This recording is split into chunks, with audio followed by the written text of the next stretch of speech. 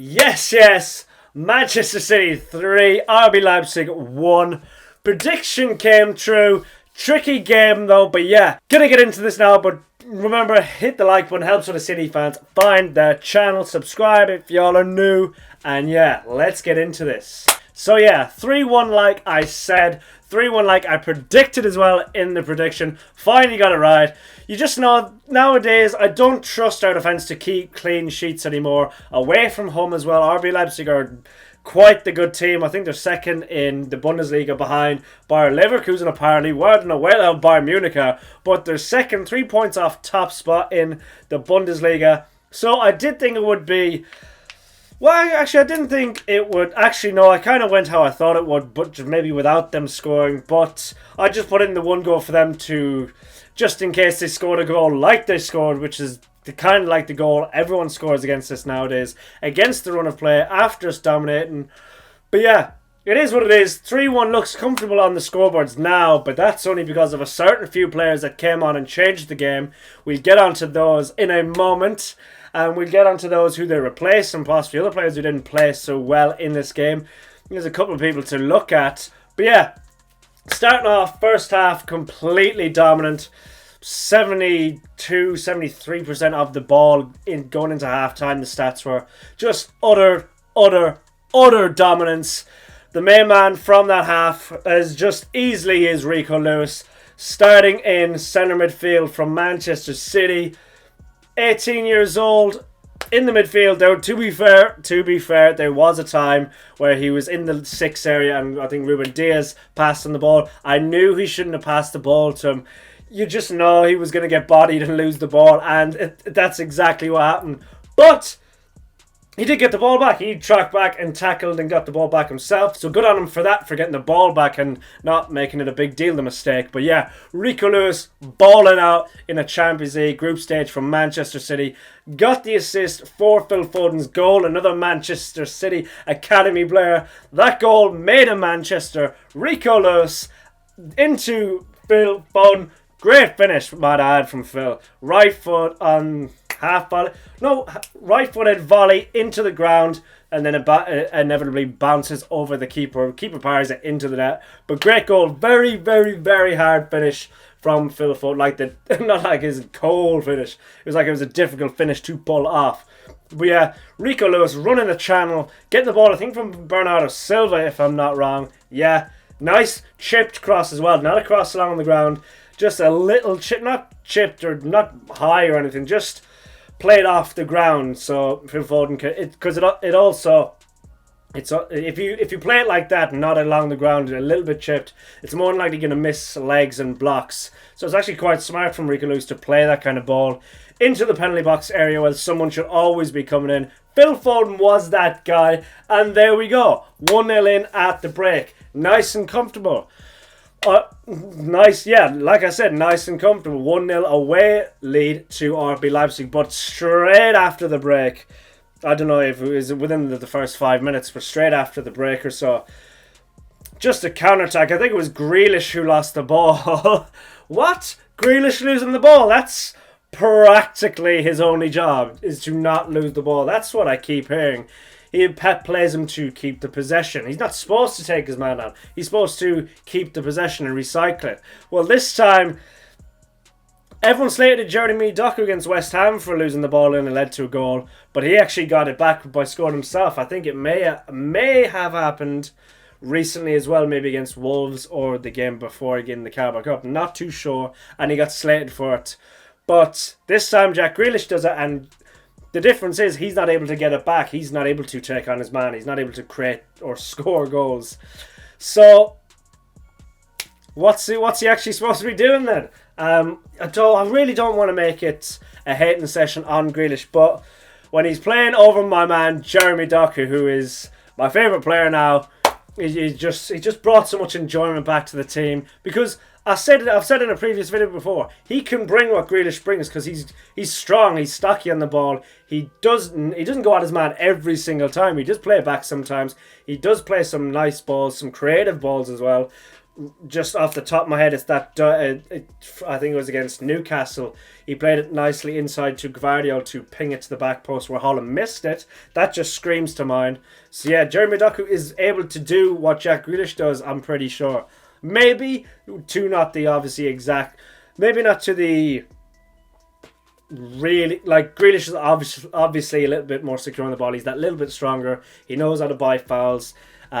He's just able to hold man off a little bit better. But I think with time, Jeremy Doku can learn that. But Jeremy Doku can actually hold the player off and spin him behind as well. As we've seen multiple times already in a City shirt. But that man has my heart. And he came on in the second half along with Nathan Ake, who actually played the John Stones role today. Akanji, you'd think when Ake come on, the person who would fill that role would maybe be Rico Lewis, who wasn't really filling that role. He was just playing as an 8 today, sort of.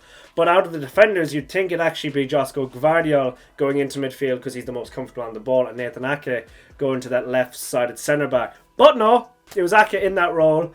Nothing to really scream home about, but we'll just talk about the guys who impacted the game when they came on. Julian Alvarez, of course, and Jeremy Doku. Yeah, boys, these two have to play all the time.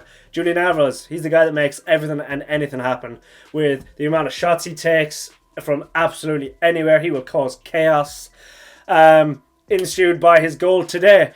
So I think Gvardiol passed the ball to Doku, little shimmy, and lays it off to Julian Alvarez, who just rolls it out and curls an absolute beauty into the top right-hand corner, looping over and round the RB Leipzig goalkeeper.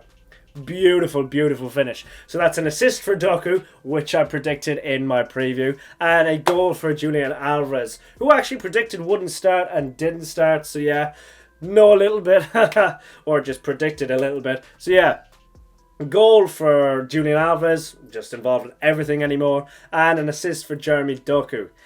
Yes. So we're back in front, looking like we're just cruising out the game. And then what do you know? Counter-attack, and I'll give it to Haaland this time. I will come on to him in a moment and slate him a little bit. But yeah, holds the ball up really well, plays it to Alvarez, and it's just a counter-attack with Julian Alvarez and Doku. And everyone kind of knew what was going to happen, because even Erling Haaland did start running, but I think he knew just because of the angles that he was going to pass to Doku, so he actually just stopped running. Julian Alvarez, a very KDB ball in front of the defender, round the defender. So that was Grealish now.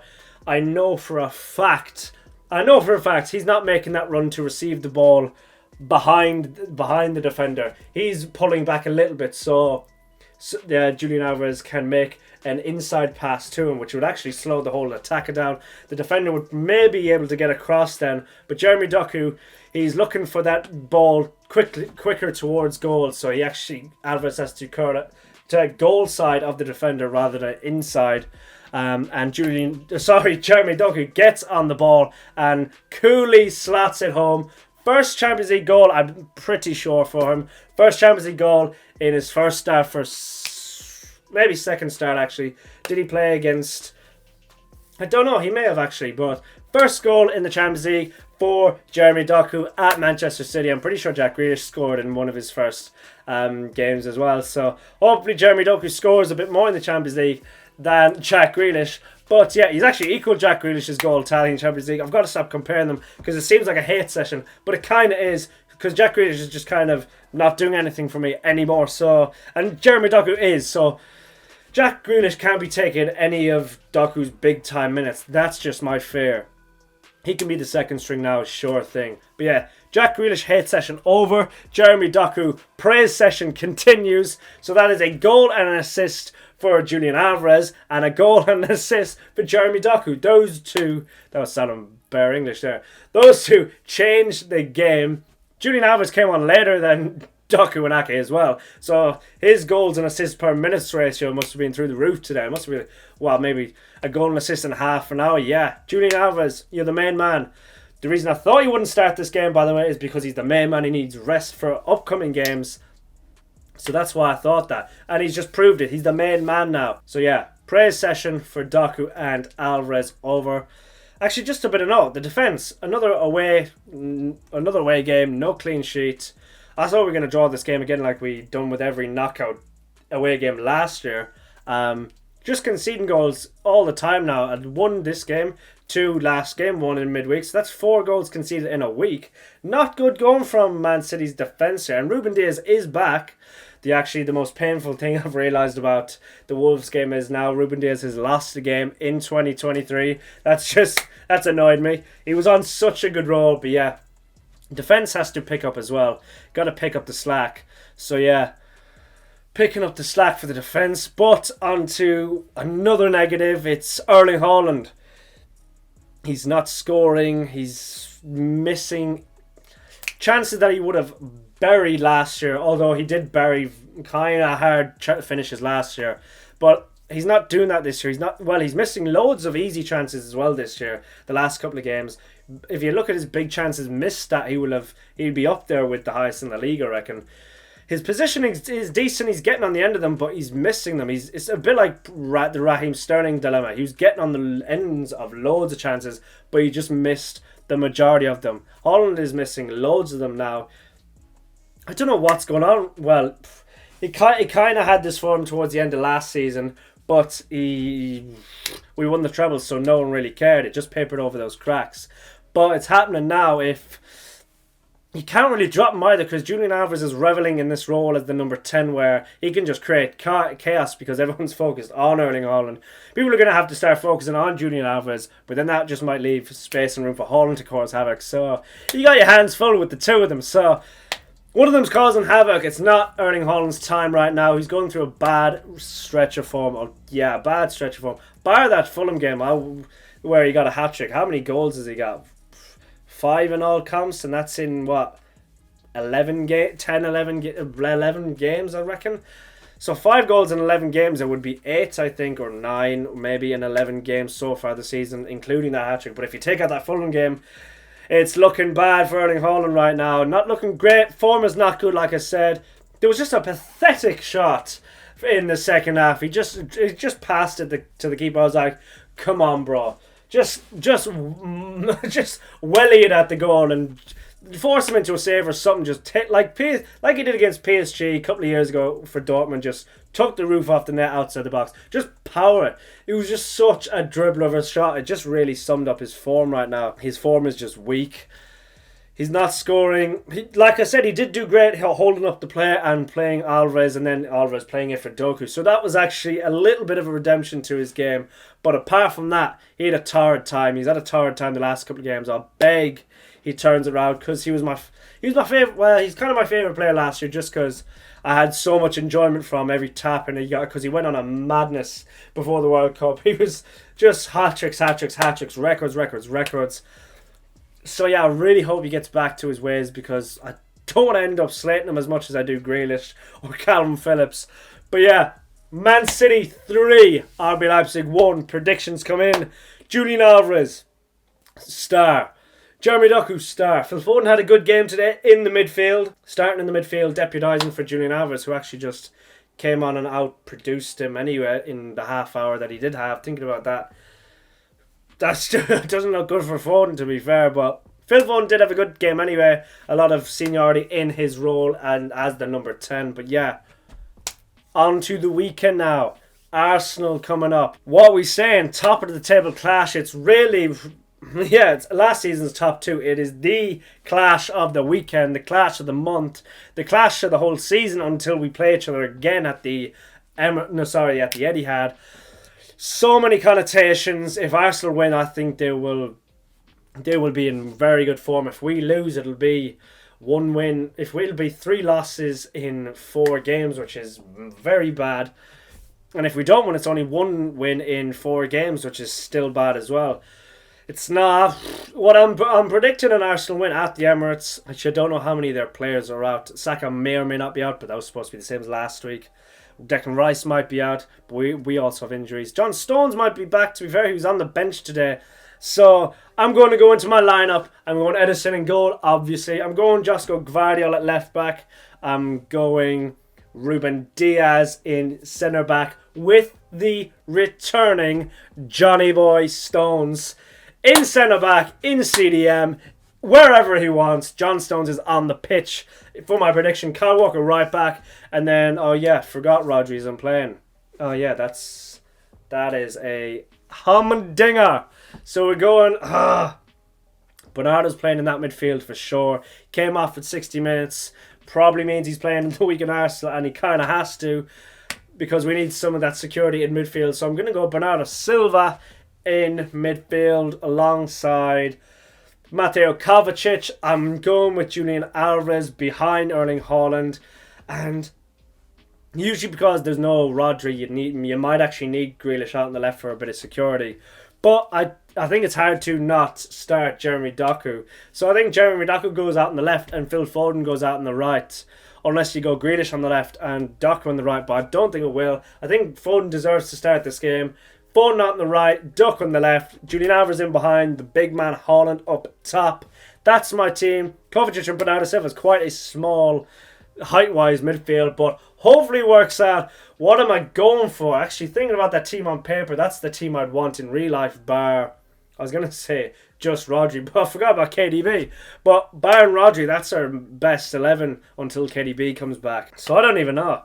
That's actually quite a good team to go against Arsenal. So I'm actually going to go, I'm going to be positive and I'm going to go 2-2. I'm gonna bet money on Arsenal to win just in case we lose. I'm getting bank. Well, I'm getting some anyway. But I'm going Arsenal to win. No, sorry, I'm going 2-2. What I'm gonna go for score wise, I'm actually gonna go Erling Haaland. I actually do think he'll score against Arsenal because Arsenal do play foul from the back. They play a certain way which will give space to Haaland. So I'm going Haaland goal. I'm going to Julian Alvarez goal. I'm going another Jeremy Doku assist somehow. Bukayo Saka is definitely scoring this game. But yeah, 2-2 like I said. That actually means if Spurs win, they go top of the table. Liverpool win, I don't know. But hopefully we end the weekend at the top of the table.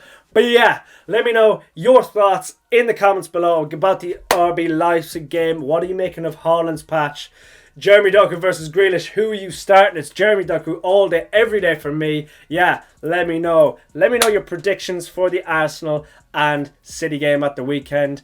Yeah, like the video. Helps other City fans find the channel, find the video. Subscribe if y'all are new. And I shall see you next time. Peace.